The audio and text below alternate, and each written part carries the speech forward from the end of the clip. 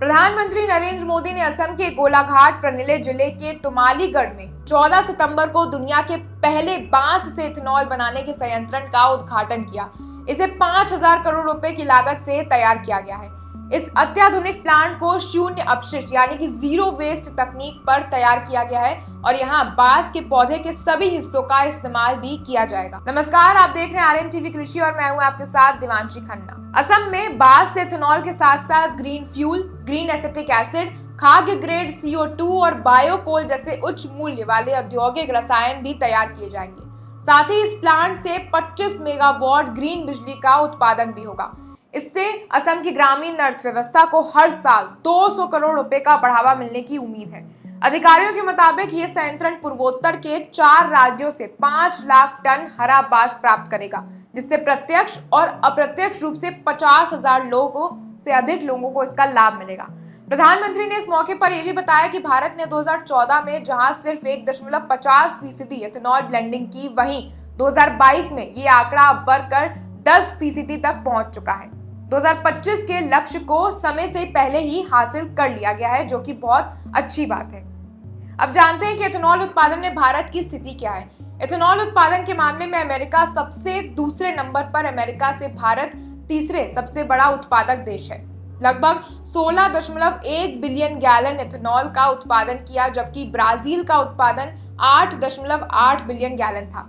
भारत ने भी इथेनॉल उत्पादन और उपभोक्ता के तौर पर अपनी जगह बनाई हुई है।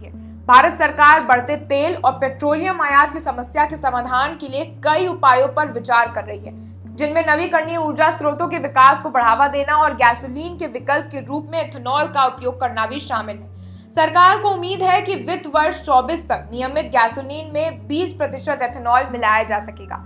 क्योंकि इथेनॉल गैसोलीन से सस्ता होता है, इसलिए सरकार कम कच्चा तेल आयात कर पाएगी, जिससे सालाना लगभग 4 अरब अमेरिकी डॉलर की बचत हो सकेगी। इथेनॉल पर जोर देने के कारण ये एक नया ईंधन है।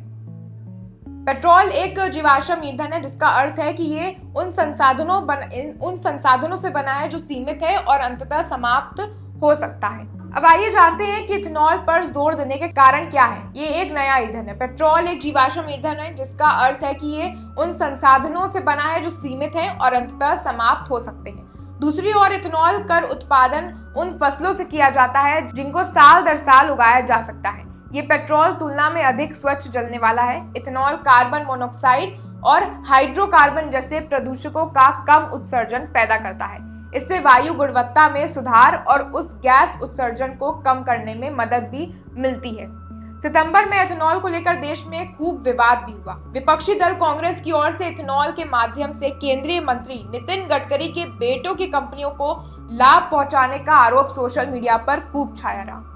कांग्रेस नेता पवन खेड़ा ने आरोप लगाया कि नितिन गडकरी अपने सरकारी पॉलिसी बना रहे हैं और उनके बेटे इन नीतियों से खूब पैसा कमा रहे हैं। उन्होंने ये आरोप लगाया कि नितिन गडकरी के बेटे का जून 2014 में रेवेन्यू 18 करोड़ था, जो कि एक साल में ही बढ़कर 723 करोड़ रुपए हो गया। इस कंपनी के शेयर की कीमत जनवरी 2025 में 37 रुपए थी, जो अब 630 रुपए हो गई है। तो इथेनॉल भारतीय कृषि और ऑयल के लिए एक अच्छा फ्यूचर साबित होने वाला है, ये तो बिल्कुल साफ नजर आ रहा है। इथेनॉल के ऊपर हम और वीडियो बनाएंगे, तब तक के लिए देखते रहें आरएन टीवी कृषि।